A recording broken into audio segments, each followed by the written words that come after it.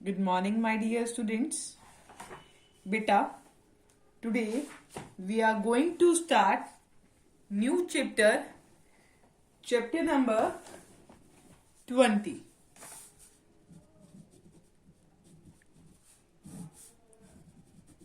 Capital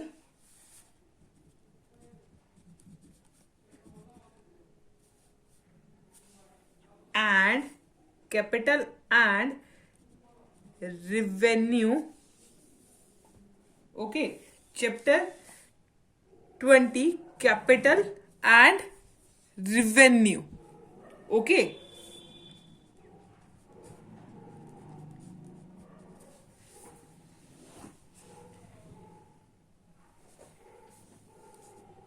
in this we will do classification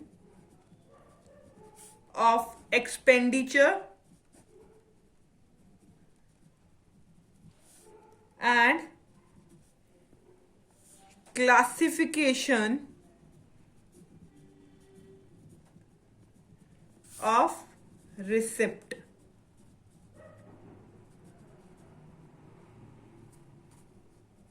okay, classification of expenditure and classification of receipt करने वाले हैं. पहले हम क्लासिफिकेशन ऑफ एक्सपेंडिचर करेंगे जिसमें आएगा कैपिटल एक्सपेंडिचर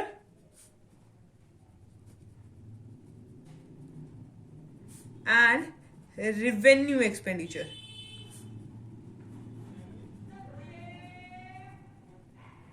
ओके, अब first one is capital expenditure.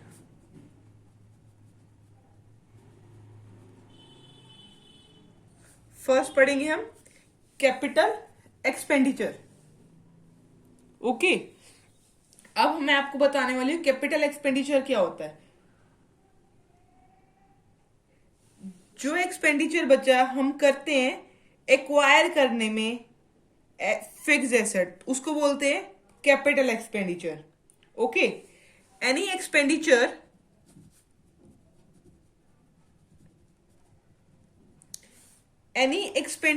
which is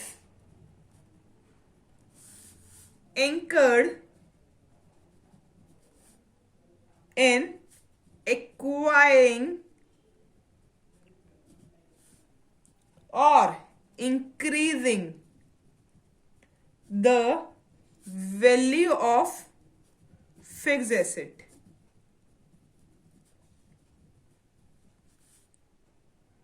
is termed as capital expenditure. जो एक्सपेंडिचर बचा हम फिक्स एसेट खरीदते टाइम करते हैं या उसकी वैल्यू इंक्रीज करते हैं फिक्स एसेट की, उसको बोलते हैं बच्चा हम कैपिटल एक्सपेंडिचर. कि इसका नॉर्मल मीनिंग क्या हुआ? Capital expenditure is expenditure incurred for, जो इंकर्ड होता है for acquiring fix asset. Fix asset acquire करते टाइम जो एक्सपेंडिचर होता है उसको बोलते हैं कैपिटल एक्सपेंडिचर. इस सारी टर्म्स का मतलब ये है, capital expenditure is expenditure incurred for acquiring fix asset. जो फिक्स एसेट को एक्वायर करते टाइम हम एक्सपेंडिचर करते हैं उसको बोलते हैं capital expenditure. Okay, such as, जैसे कि हम देखते हैं amount such as amount spent on purchase of land and building. देखो फिक्स एसेट में क्या आता है, land and building is a fix asset.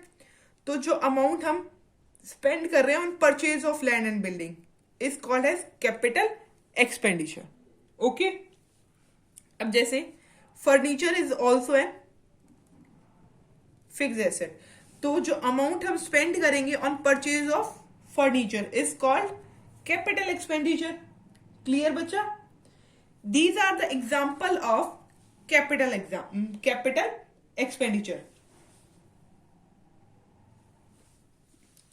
Such expenditure, जो एक्सपेंडिचर करते हैं हम, जैसे purchase of land and building and purchase of furniture करते टाइम जो हमने एक्सपेंडिचर करे, ठीक है, इनसे हमें, इस सारे एक्सपेंडिचर से क्या होंगे, हमें बेनिफिट्स होंगे लॉन्ग पीरियड के लिए. ओके, तो such expenditure yields benefits over a long period. लंबे टाइम तक हमें बेनिफिट्स होते हैं. Okay, clear?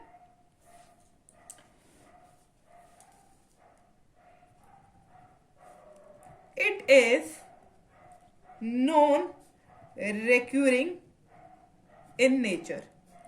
बच्चा देखो, ये जो कैपिटल एक्सपेंडिचर होते हैं वो हर रोज नहीं होते. नॉन रिक्यूरिंग इन नेचर मतलब कभी कभी होते हैं. दीज आर एक्सपेंडिचर जो हम रेगुलरिटी से नहीं करते, ठीक है, जैसे लॉन्ग पीरियड के बाद हम करते हैं. जैसे अगर हम कोई एसेट परचेज कर रहे हैं, लैंड एंड बिल्डिंग परचेज कर रहे हैं, फर्नीचर परचेज कर रहे हैं, तो हम हर रोज थोड़ी ना कर रहे हैं. हर रोज ये काम लैंड एंड बिल्डिंग हम परचेज थोड़ी ना करेंगे. हर रोज हम फर्नीचर नहीं परचेज करेंगे. ये काफी टाइम बाद होती है ये चीजें. तो it is non recurring in nature. Okay, recurring का मतलब होता है बार बार वो चीज कर रहे हैं, और नॉन रिकरिंग मतलब काफी टाइम बाद वो चीज करेंगे. ठीक है, रेगुलर नेचर की नहीं है. नॉन रिकरिंग नेचर मतलब not in regular period. Regular period में ये चीज नहीं होती. ओके, नेक्स्ट वन, जो ये कैपिटल एक्सपेंडिचर होते हैं, जैसे कैपिटल एक्सपेंडिचर के example purchase of land and building and furniture, जो ये आइटम्स होती हैं वो कहां शो होती है? It is an item. ये आइटम्स जो होती हैं वो शो होती है बैलेंस शीट में. ठीक है, बैलेंस शीट में शो होती है. कहां पर? एसेट साइड पे. क्लियर? बैलेंस शीट की एसेट साइड पे ये शो होती है. जैसे purchase of land and building कहां लिखोगे? बैलेंस शीट की एसेट साइड पे लिखोगे. Okay, clear? देखिए, अब हम इसके कुछ एग्जाम्पल करते हैं जो आपकी बुक में लिख रखे हैं. Examples of capital expenditure. अब आपको पता चल गया है कैपिटल एक्सपेंडिचर क्या होता है.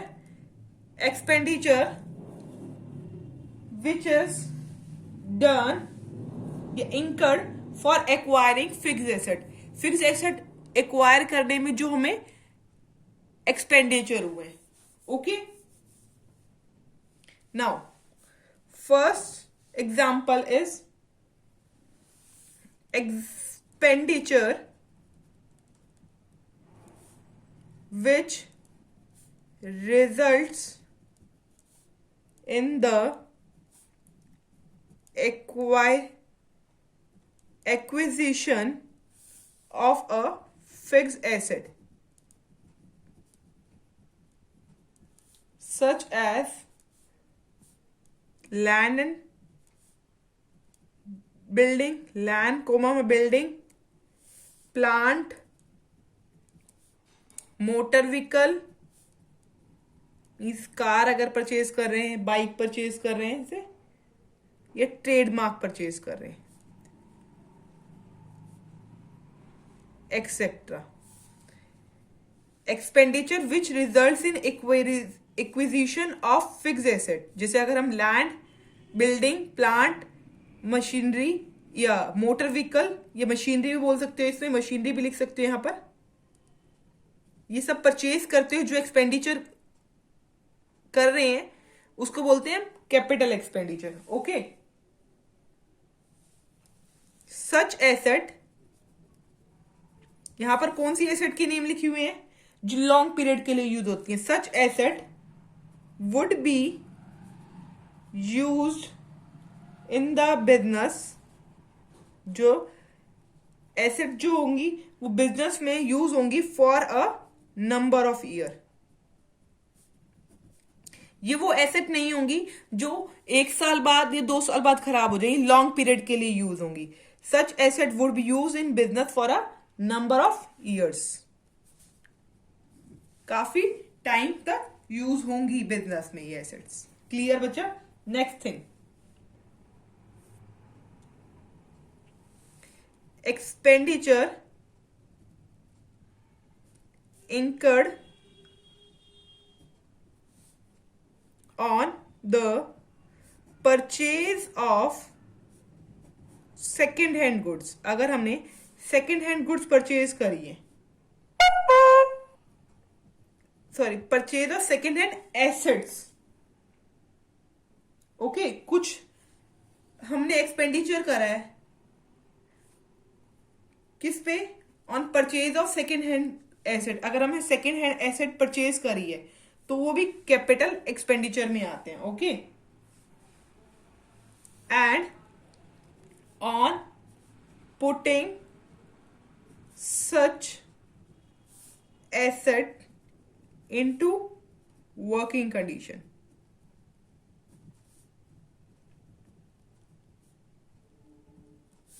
Clear? Next, third example is expenditure incurred for establishing the business। जो हम एक्सपेंडिचर करते हैं एस्टेब्लिश करने में बिजनेस, जैसे बिजनेस करते टाइम पे हमने जो एक्सपेंडिचर करा उसको बोलते हैं कैपिटल एक्सपेंडिचर, ओके। जैसे कि for example the cost of patent, patent करवाने के लिए हमने जो एक्सपेंडिचर करा, ठीक है, प्रीमिलरी एक्सपेंसेस हमने करे,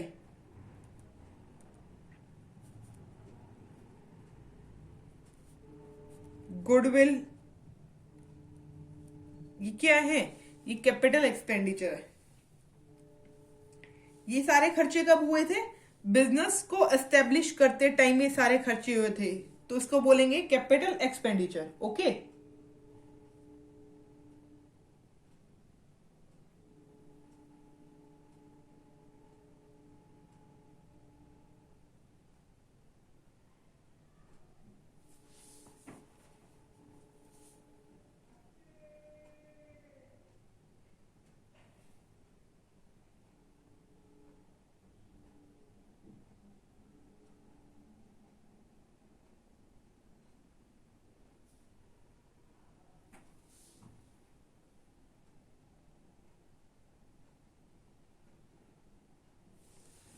Fourth point is all amount spent up to the point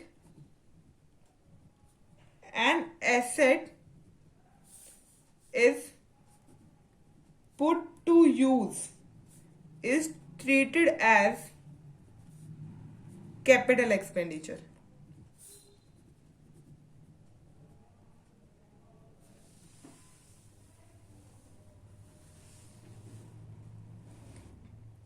देखिए, अगर हमने कोई एसेट परचेज करी 20,000 रुपीज की, ठीक है, बट अभी वो, जैसे अगर हमने बाइक परचेज करी है 20,000 रुपीज की, ठीक है, बट उस बाइक में अभी मैंने पेट्रोल नहीं डलवाया, तो वो अभी हमने यूज में नहीं आई अब हमारी,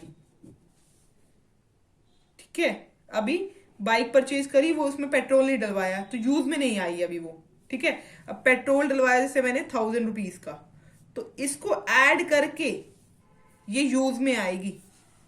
तो all the amount spend on up to the point on asset is put into use is treated as capital. तो यही कैपिटल एक्सपेंडिचर नहीं होएगा, जो एडिशंस होंगी ना, जब तक यूज में नहीं आती, जब तक यूज के टाइम तक नहीं बन जाती, जैसे यहाँ 21,000, तो ये सारे क्या होगा? ये पूरा कैपिटल एक्सपेंडिचर हो। एसेट, कोई भी एसेट, ये मीन्स एसेट में अगर हमने कोई भी मशीनरी खरीदी है, जैसे मशीनरी खरीदी है 50,000 की, बट अभी हम इसको यूज नहीं कर सकते, इसके ऊपर और खर्चे बाकी हैं। जैसे और खर्चे हुए, एक कोई खर्चा हुआ 20,000 रुपीज का, ठीक है। अब और कोई खर्चा हुआ, मतलब खर्चे होते गए 10,000 की। अब ये मशीनरी ऐसी बन गई है कि अब हम इसको प्रोडक्शन के लिए यूज कर सकते हैं, तो 50,000 कैपिटल एक्सपेंडिचर नहीं कहलाएगा, ये टोटल 50 और 30 मतलब 80,000 हमारा कैपिटल एक्सपेंडिचर होगा बच्चा।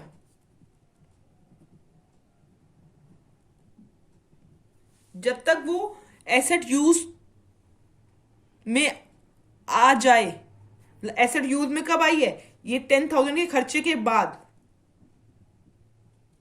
तो 80,000 कैपिटल एक्सपेंडिचर है। क्लियर?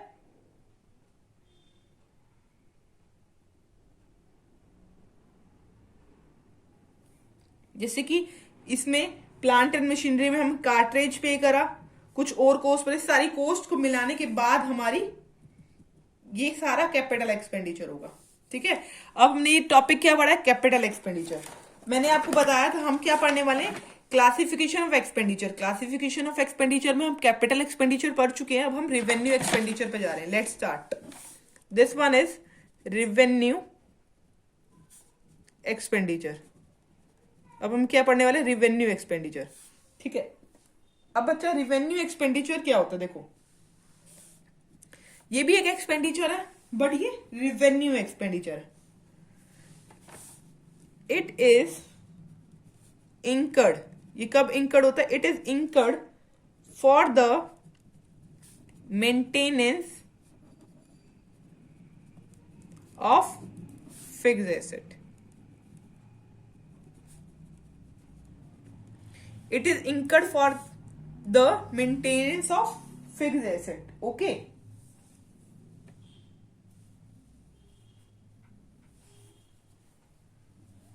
फिक्स एसेट को मेंटेन करने के लिए जो हम डे टू डे खर्चे करते हैं, ठीक है। अब हमने एसेट परचेज करी, इसमें क्या कैपिटल एक्सपेंडिचर में हमने क्या प्लांट एंड मशीनरी परचेज कर ली, ठीक है। उस खर्चे को क्या बोला हमने, कैपिटल एक्सपेंडिचर। बट हम उस एसेट पे जो डेली के डे टू डे खर्चे करते हैं मेंटेन करने के लिए उस एसेट को, उसको बोलते हैं रेवेन्यू एक्सपेंडिचर। क्लियर? ये क्या होता है, it is usually a recurring expenditure. Recurring expenditure मतलब रेगुलर नेचर के होते हैं ये, हर थोड़े टाइम बाद हमें ये खर्चे करने पड़ते हैं फिक्स्ड एसेट पे। फिक्स्ड एसेट हम खरीद रहे हैं, वो क्या है, क्योंकि वो हम हर रोज तो खरीदते नहीं है, तो वो नॉन रेकरिंग है, तो वो क्या हुआ, वो कैपिटल एक्सपेंडिचर हुआ। और कैपिटल एक्सपेंडिचर हुआ और फिक्स्ड एसेट को मेंटेन करने के लिए जो खर्चे हैं उसको बोलते हैं रेवेन्यू एक्सपेंडिचर।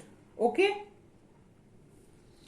अब मैंने आपको बताया था ये जो कैपिटल एक्सपेंडिचर होता है वो बैलेंस शीट में जाता है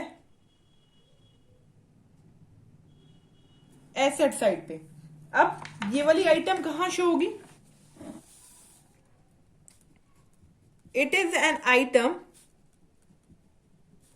of trading and profit and loss account. ये एक्सपेंडिचर है तो trading and profit loss account में शो होगी। आइटम किसकी है, trading and profit and loss account में। जैसे ये आइटम किसकी थी, बैलेंस शीट की थी, बैलेंस शीट में एसेट साइड में शो हुआ था। अब देखो ये आइटम तो trading and profit and loss account की है, शोन कहां होगी, शोन ऑन, जैसे trading and profit and loss account की तो दो साइड होती हैं, डेबिट साइड भी क्रेडिट साइड भी। ये एक्सपेंडिचर है तो एक्सपेंडिचर डेबिट साइड में शो होगा, shown on the debit side of either of the two. Okay, profit and loss account and trading account के डेबिट साइड पे शो होगी। ओके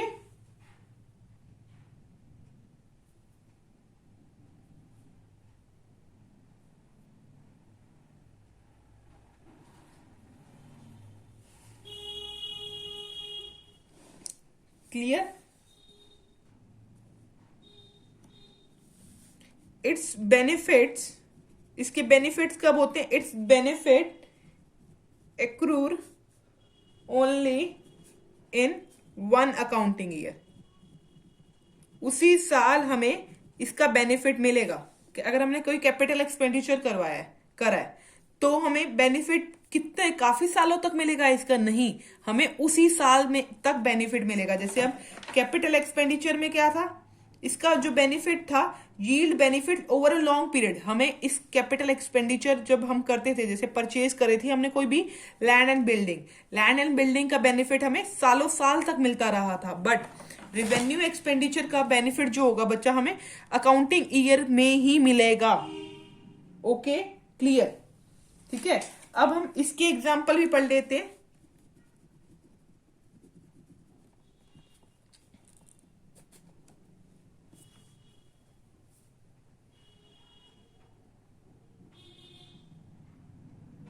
जैसे बिल्डिंग क्या था, अब देखो बिल्डिंग क्या है मुझे बताओ? Capital expenditure. बिल्डिंग क्या है? एक capital expenditure.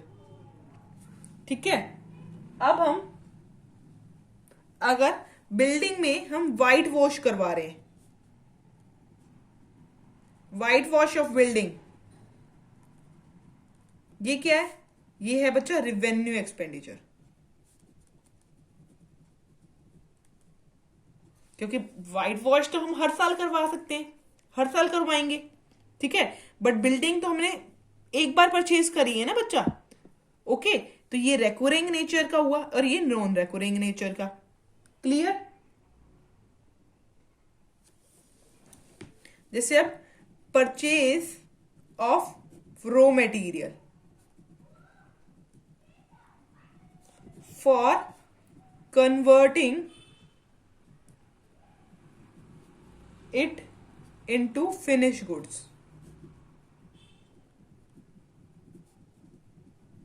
is an example of revenue expenditure का ये एग्जाम्पल है। ओके, अब loss from sale of fixed asset.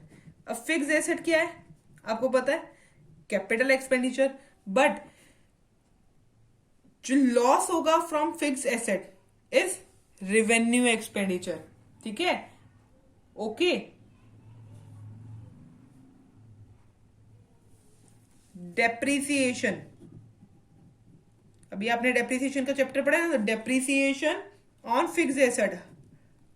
हर साल लगाते हो ना फिक्स्ड एसेट पे डेप्रिसिएशन, फिक्स्ड एसेट पे डेप्रिसिएशन हर साल लगाते हो, तो क्या है? Revenue expenditure.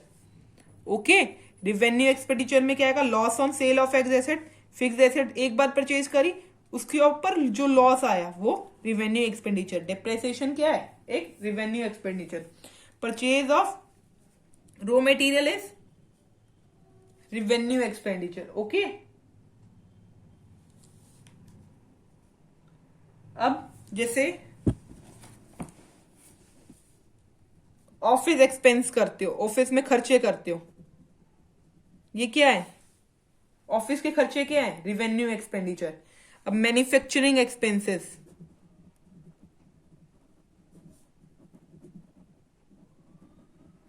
Manufacturing expenses is revenue expenditure. Okay, selling expenses is also a revenue expenditure. Clear? Now अब हमें क्लासिफिकेशन ऑफ रिसिप्ट में, क्लासिफिकेशन ऑफ रिसिप्ट में हमें कैपिटल रिसिप्ट पढ़नी है एंड रिवेन्यू रिसिप्ट पढ़नी है। अब हमें पहले खर्चों के बारे में पढ़ा था, मतलब एक्सपेंडिचर के बारे में पढ़ा था। अब रिसिप्ट का मतलब जो चीज हम रिसीव करेंगे। ठीक है, पहले हमने एक्सपेंडिचर के बारे में पढ़ा था, खर्चे के, कैपिटल एक्सपेंडिचर और रिवेन्यू एक्सपेंडिचर के बारे में पढ़ा था। ठीक है, अब हम रिसिप्ट के बारे में पढ़ेंगे। Okay, clear? देखो पहले हम कैपिटल रिसिप्ट पढ़ते हैं।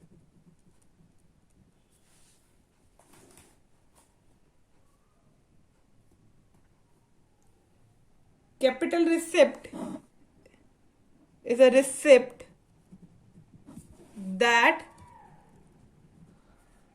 do not arise during the normal course of business। देखो, during the normal course of business जो चीज अराइज नहीं होती उसको बोलते हैं capital receipt.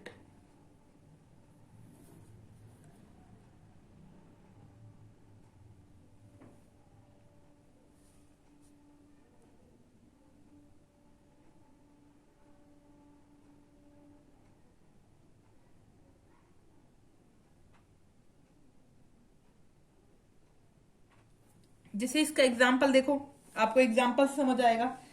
Cell of fix asset, अगर हम फिक्स एसेट सेल कर रहे हैं तो वो क्या है? Capital receipt.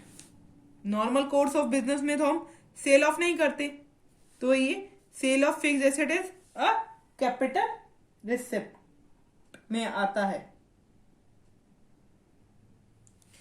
इसका नेचर क्या है? इसका नेचर कैपिटल नेचर है।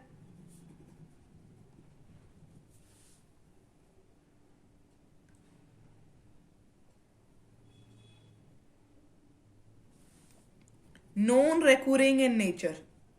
नॉन रेकरिंग इन नेचर मतलब रेगुलर पीरियड ऑफ टाइम में नहीं होता। जैसे मैंने अभी बताया, during the normal course of business में ये चीज नहीं होती। ठीक है, नॉन रेकरिंग नेचर में कैपिटल नेचर है। आर नॉट ट्रीटेड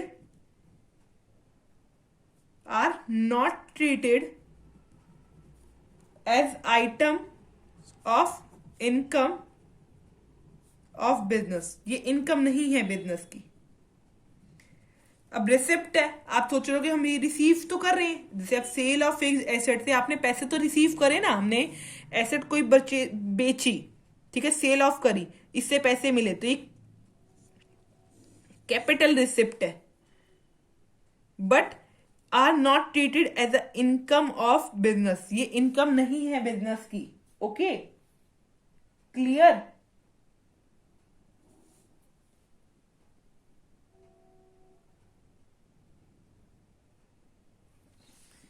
इसके बाद बच्चा हम रेवेन्यू रिसिप्ट पढ़ रहे हैं। Revenue receipt is a receipt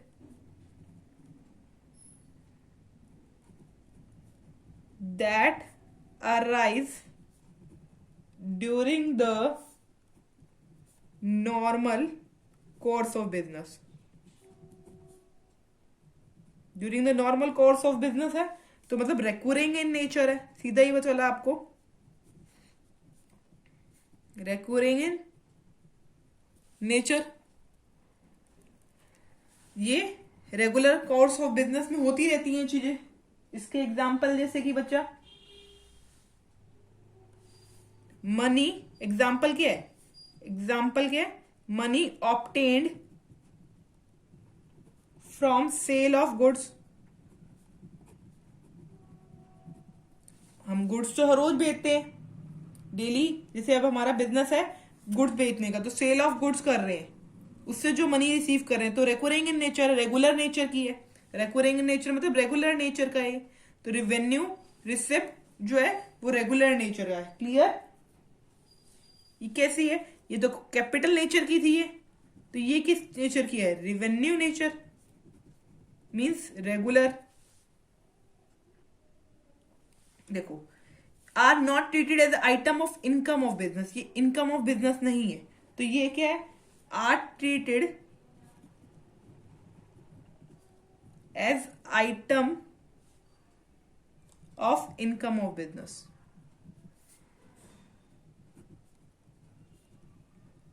ठीक है, एक इनकम है बिजनेस की, बिजनेस की एक इनकम में आ जाता है। Okay, clear? देखो बच्चा, अगर आपको इंटरेस्ट मिल रहा है और डिविडेंड मिल रहा है,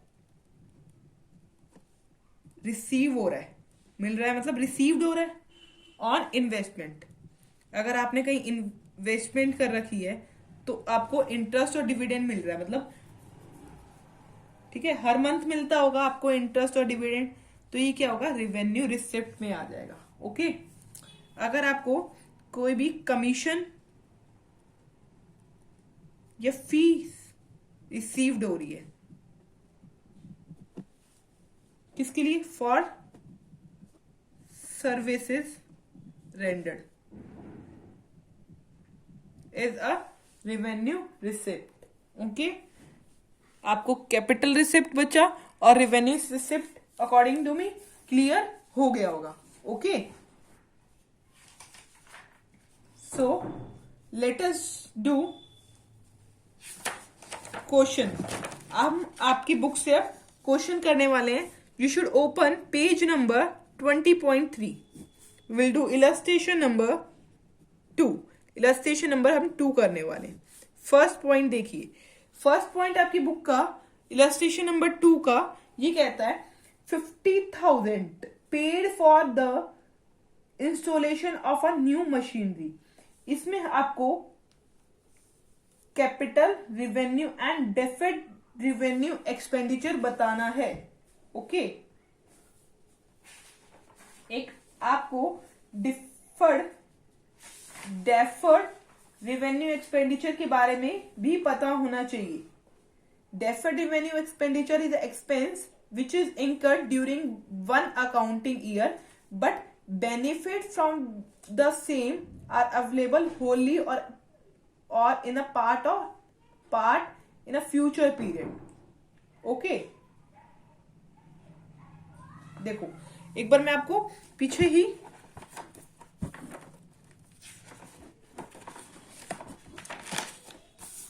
इधर ही डेफर्ड एक्सपेंडिचर के बारे में भी बता देती हूं, ये हमारी टर्म रह गई है। डिफर्ड रेवेन्यू एक्सपेंडिचर के बारे में बताना है मुझे बचा।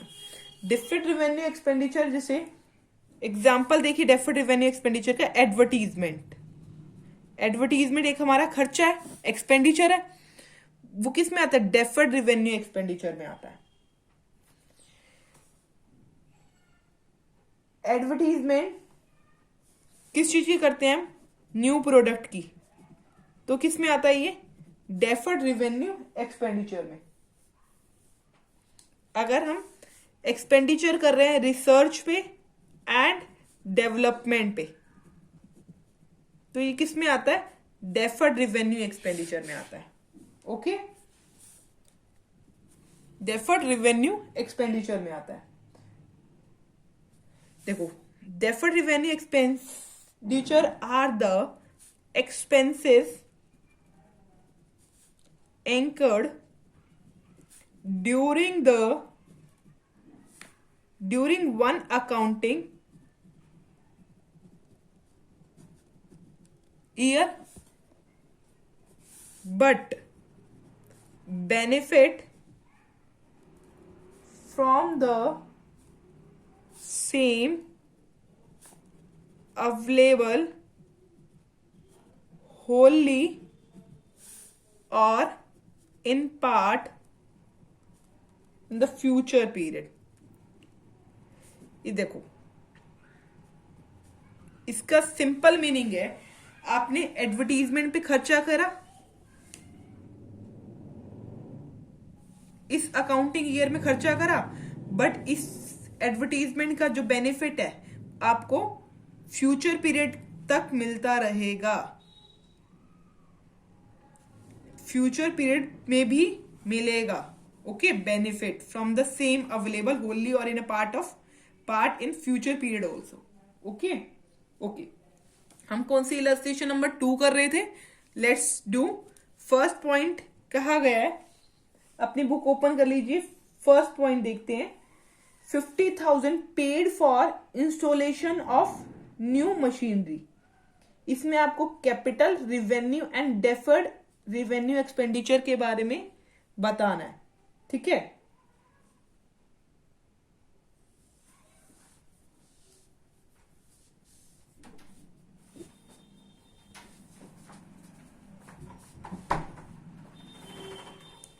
क्या कहा है? Cost of installation, installing the machinery, cost of installing the machinery is a, अब हमें बताना इज अ कैपिटल एक्सपेंडिचर है, रिवेन्यू एक्सपेंडिचर है।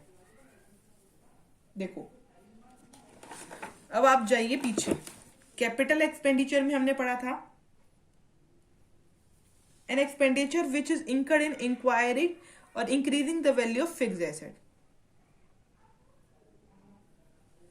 ठीक है, अब देखिए मशीनरी या न्यू मशीनरी क्या है? फिक्स्ड एसेट है, जब तक वो यूज में नहीं आ जाती। अभी मैंने आपको बताया जब तक वो मशीनरी यूज में नहीं आती, ठीक है, वो क्या कहलाएगा? कैपिटल एक्सपेंडिचर कहलाएगा। ठीक है, सारी जैसे 50,000 मशीनरी थी, कार्ट्रेज एक्सपेंसेस जैसे ई फर्स्ट प्लस में 10,000 इंस्टॉलेशन चार्जेस थे, इंस्टॉलिंग चार्जेस थे। ये किस में इंस्टॉलिंग चार्जेस किस में आ जाएंगे? याद रखो, इंस्टॉलिंग चार्जेस किस में आएंगे? इंस्टॉलेशन चार्जेस किस में आएंगे? इंस्टॉलेशन चार्जेस जो आएंगे वो कैपिटल एक्सपेंडिचर में आएंगे। Cost of installing the machinery is capital expenditure. Clear? अब सेकेंड पॉइंट पे आइए, अपनी बुक के सेकेंड पॉइंट पे आइए। Payment of annual taxes 20,000 and annual insurance premium 10,000। अब आपको बताना है कैपिटल है, रिवेन्यू है, डेफिड रिवेन्यू एक्सपेंडिचर है। देखो annual taxes and insurance premium,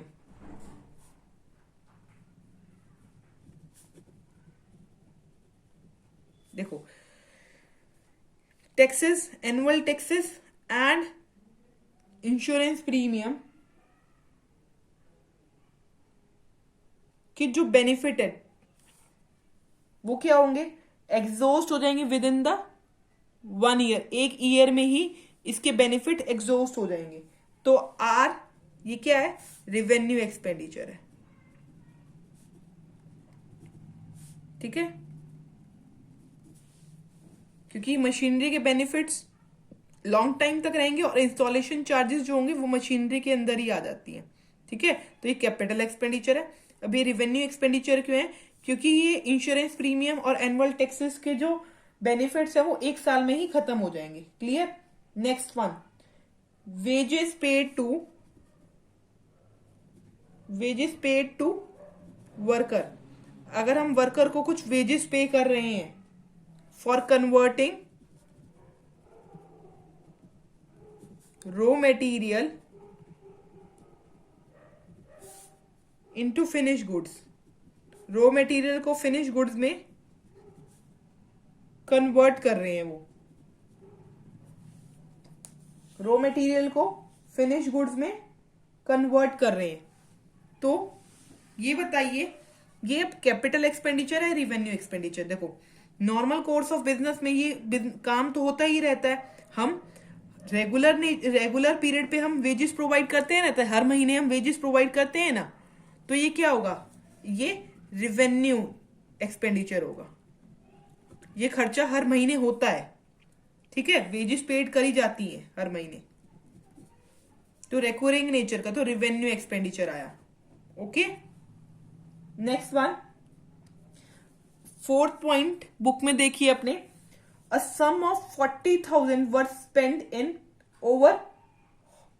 overhauling is its entire plan, which resulted in adding 5 years to working life. 40,000 rupees spend करे गए हैं, कोई प्लान था उस पे 40,000 रुपीज स्पेंड करे गए हैं। प्लांट क्या है? एक एसेट है और उस पे कुछ अमाउंट और स्पेंड करी गई है, तो ये क्या होगा? Capital expenditure.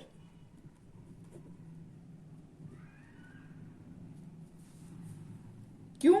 क्योंकि ये रिजल्ट कर रहा है increase of working life of asset. Working life जो एसेट की बढ़ रही है इससे हमारी। ओके,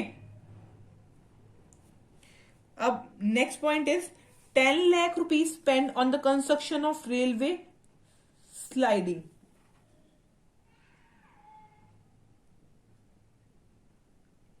रेलवे साइडिंग, ठीक है, रेलवे साइडिंग पे कुछ अमाउंट, रेलवे साइडिंग पे कुछ अमाउंट स्पेंड हो रही है कंस्ट्रक्शन की।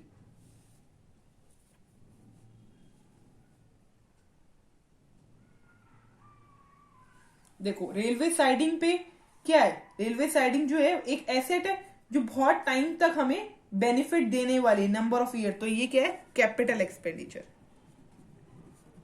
स्लाइडिंग ही साइडिंग है बच्चा। Capital expenditure since an asset is created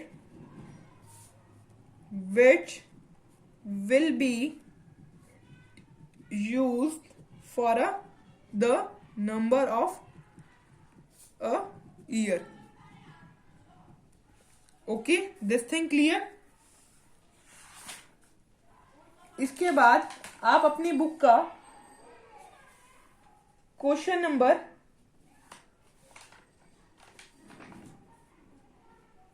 4 try करना बच्चा। अगर आपको कोई भी डाउट होता है देन यू कैन आस्क। अगर आप बच्चा थ्योरी अच्छे से पढ़ेंगे इस चैप्टर की, then you can do the question. So your chapter is complete and try to solve this illustrations. Okay, there are only 4 illustrations in your book. If you have any doubt, you can clarify from me. Okay, bacha, thank you very much.